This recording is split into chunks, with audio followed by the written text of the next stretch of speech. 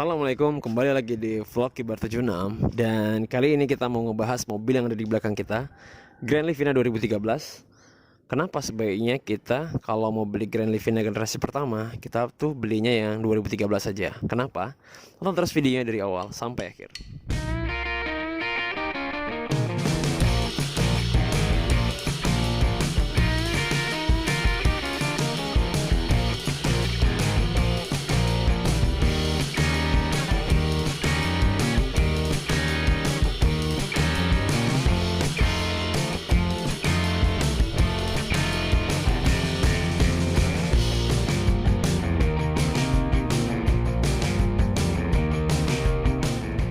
Terima kasih dulu buat kalian yang udah mau ngeklik video ini ya. Ini adalah channel yang membahas tentang otomotif. Jadi kalau kalian mau ngeliat otomotif, mobil bekas, aktivitas jual beli mobil bekas, lihat video-video yang lainnya ya.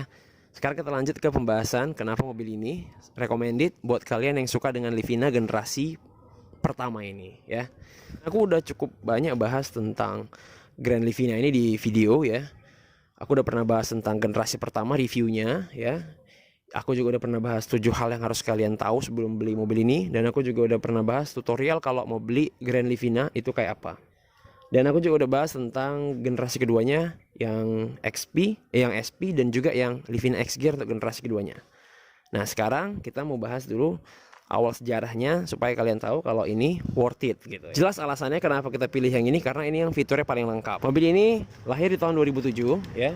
Dan ada sampai 2013 sebelum dia ganti generasi kedua, dan sekarang yang modelnya gabung dengan expander di generasi ketiga.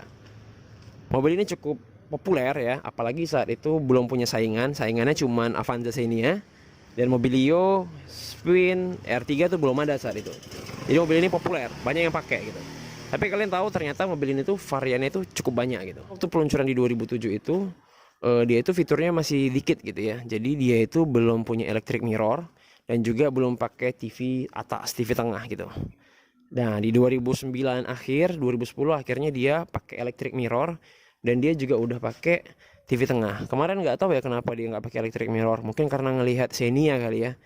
Xenia saat itu memang nggak pakai electric mirror ya untuk yang 10 maupun 13-nya. Tapi Avanza pakai saat itu. Jadi nggak tahu kenapa dia nggak pakai, tapi mobil ini saat itu nggak pakai sampai akhirnya di 2010 dia baru menggunakan itu. Akhirnya di 2012 awal ya, dia mengalami perubahan lagi facelift. Tapi faceliftnya kali ini dikit juga. Kalau yang itu dikit faceliftnya, ini dikit juga. Dia perubahannya itu ada di bagian warna interior.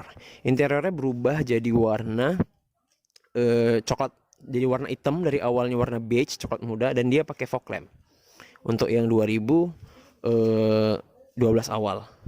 Nah, pada akhirnya di 2013 ya, dia berubah lagi gitu. Persis sebelum dia keluar model baru, dia mengalami perubahan lagi, dan perubahan kali ini cukup banyak malah, yaitu bumper model Outtech yang seperti ini.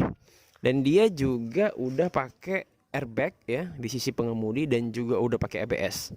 Dimana fitur-fitur ini nggak ada di tipe yang SV maupun XV. Perlu diketahui juga kalau Livina generasi kedua nanti semuanya itu udah airbag dan udah ABS. Jadi Grand Livina generasi kedua itu udah jadi standar sama mereka ya. Tapi generasi pertama ini bukan standar gitu. Airbag dan ABS ini bukan fitur standar. Itu adalah fitur yang baru ditambahkan di tahun 2013 untuk XP ya. Tapi kalau untuk tipe yang lain ya, tipe kayak Ultimate itu sebenarnya udah ada di sebelum 2012. Kenapa mobil ini kita bilang ada yang paling recommended? Pertama, mobil ini kan itu selain sejarah yang tadi ya, mobil itu tuh sebenarnya awalnya Livina itu ada yang tipe Livina dan Grand Livina. Yang Livina aja tuh 2 baris, ada yang X Gear dan ada yang XR, dan juga ada yang Grand Livina yang 3 baris. Nah, Grand Livina yang 3 baris ini pun ada yang 1500 cc, ada yang 1800 cc. Dan yang paling populer saat ini yang kita lihat di jalanan atau di mobil bekas di marketplace itu yang cukup populer adalah yang 1500. Alasannya kenapa? Jelas karena sebagian orang anggapnya itu lebih irit gitu ya. Selain lebih irit, mobil yang 1500 ini juga harga jualnya lebih tinggi gitu. Lebih tinggi, orang juga banyak yang lebih cari itu yang 1500 cc. Akhirnya kembali kepada pasar dan selera mobil bekas ya. Segitu. Tapi kan kayak kita bilang tadi, HWS 1800 itu kan nggak gitu populer. Jadi meskipun ada airbag dan ABS, kita bisa bilang bahwa mobil itu pun kurang populer gitu karena cc-nya yang cukup besar untuk sebuah MPV ya. Kayak saingannya Avanza aja dia cuma 1500 cc. Jadi orang untuk beli ini itu kayak Mobilio, kayak R3 itu semua cuma 1500 cc. Jadi kalau orang mau beli 1800 cc, orang mungkin berpikir buat beli yang 1800 cc. Kesimpulannya, Livina XV 2013 ini adalah Grand Livina yang paling worth it menurut kami untuk seri generasi pertama. Karena memiliki fitur yang sudah cukup lengkap yang mendekati dengan fitur varian tertinggi yaitu HWS, Grand Livina ini juga memiliki cc yang tidak sebegitu besar dengan varian HWS. Jadi bisa dikatakan ini adalah kombinasi dari XV, SP, dan HWS. Untuk impresi berkendara, kelapangan, konsumsi BBM, serta suspensi masih sama dengan Livina yang sebelumnya. Bahkan pajaknya juga nggak ada perubahan, karena yang mengalami perubahan hanya bumper depan, ABS, serta airbag. Nanti bagi kalian yang mungkin belum tahu review lengkapnya, nanti bisa lihat aja di channel ini. Review lengkap yang udah aku buat tentang Nissan Grand Livina ini.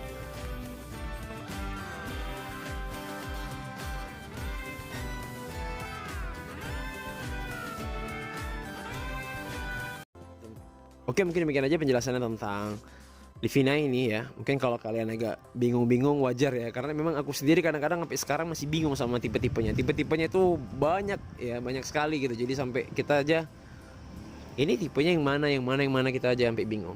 Tapi intinya kalau kalian mau yang XP 1500 cc, suka yang generasi pertama, maka ini yang paling mantep lah ya.